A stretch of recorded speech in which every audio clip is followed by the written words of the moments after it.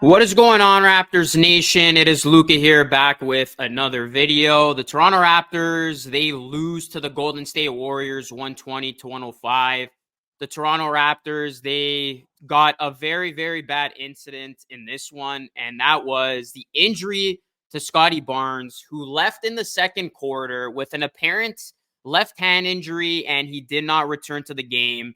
And it was just night and day in terms of the Raptors' level of play. Scotty Barnes in that first half had the Raptors afloat. Raptors kept things competitive. But then as soon as Scotty did not start the second half and he was out for the remainder of the game, the Raptors, they just sunk. I mean, Golden State came out in that third quarter, outscored the Raptors 32 to 19. And it really wasn't a game from that point on. So we'll begin with the injury here because obviously that's the biggest talking point following this loss. Scotty Barnes, obviously been playing like an all-star, been hitting his stride. And, he was having a nice start to this one from three. Scotty Barnes breaking out of his three-point slump a little bit, hitting a couple of threes to begin things.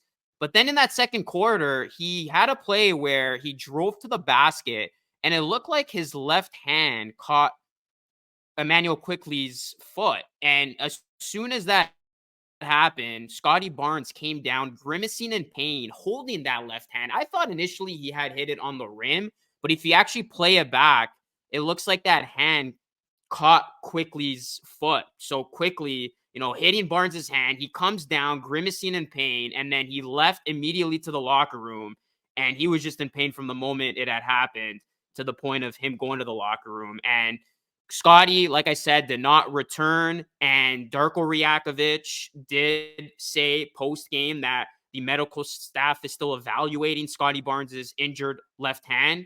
So there's no update to this point. So it does look bad just because, Scotty had all that pain. You saw his body language, grimacing in pain, leaving to the locker room. Not a good sign he did not come back. So it was just a very unfortunate way for this game to go, especially with the Raptors playing as well as they did in that first half.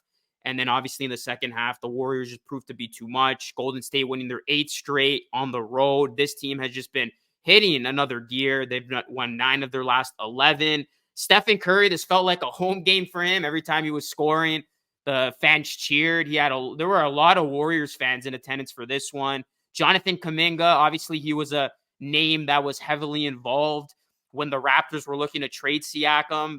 I really wanted the Raptors to get Kuminga at the time because Kuminga has just hit another level. He had 24 points in this one. Moses Moody, 17. Chris Paul, 13. Golden State, they just were too much for the Raptors to overcome. And you look at the Raptors' level of play. I don't want to hear people say ever again that, Scotty Barnes doesn't impact winning, because in that first half, the Raptors were in a position where they're competitive against Golden State. And then in the second half, the wheels came off. Scotty did have 10 points, 6 rebounds, 3 assists in just 16 minutes before he left the game with the injury. RJ Barrett, he led all Raptors scorers with 23. Quickly, he had an off night shooting, 4-15 from the field, 3 of 11 from 3. So that's not what you want to see. 12 points. Olynyk had 16.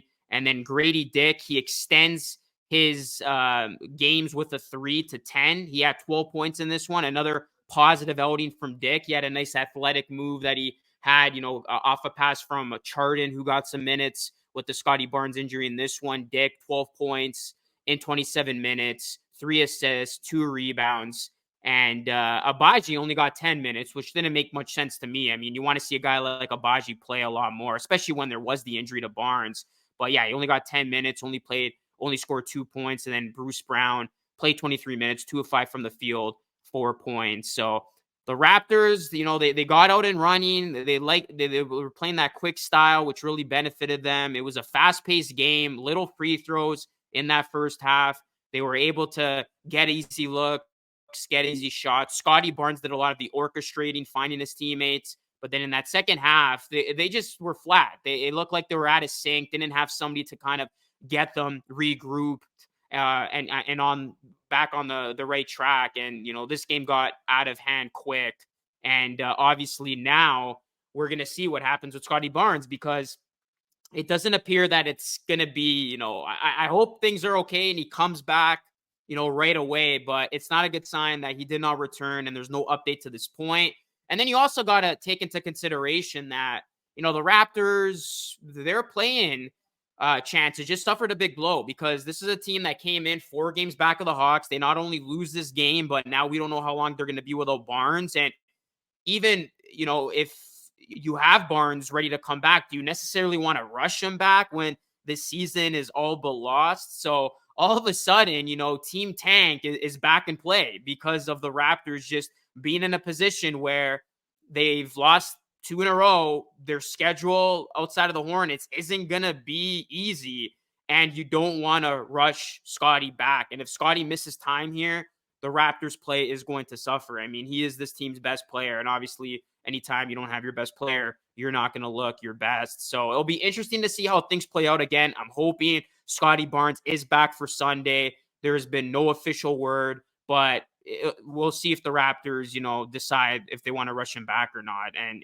this juncture of the season, you definitely want to be super, super cautious with Barnes and not, rush him back at this point of the season where you're so many games back of a playing spot, and then you run the risk of further injury. The Raptors, they lose to the Warriors. The Warriors got in at like 7 a.m., so they were sleep deprived, tired, but it did not matter. This team, they did not miss a beat. They got so many weapons, and I tell you guys, I mean, this Warriors team, they look very, very dangerous in that play. And if this team gets in as a playing team and, they potentially can win around, watch out because they definitely have their pieces coming together nicely.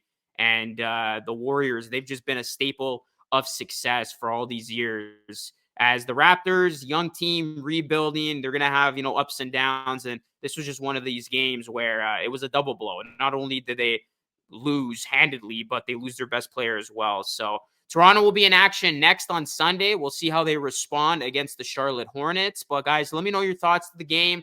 Let me know how you think the Raptors should handle the whole Scotty Barnes situation. Do you want to see, do you think Barnes is going to be back sooner rather than later? And what are your thoughts on the Raptors playing chances at this point? Like I said, not looking good, just given the latest, and we'll see how things play out over the next couple of weeks. There are 22 games left on the season, and these games, they are going by quick. So guys, yeah, let me know your thoughts down below. Drop a like on the video, subscribe to the channel for more. I will be back on Sunday following the Raptors Hornets game. Hopefully the Raptors can win that game because Charlotte, I know they've been playing better lately, but they're still one of the worst teams in the league.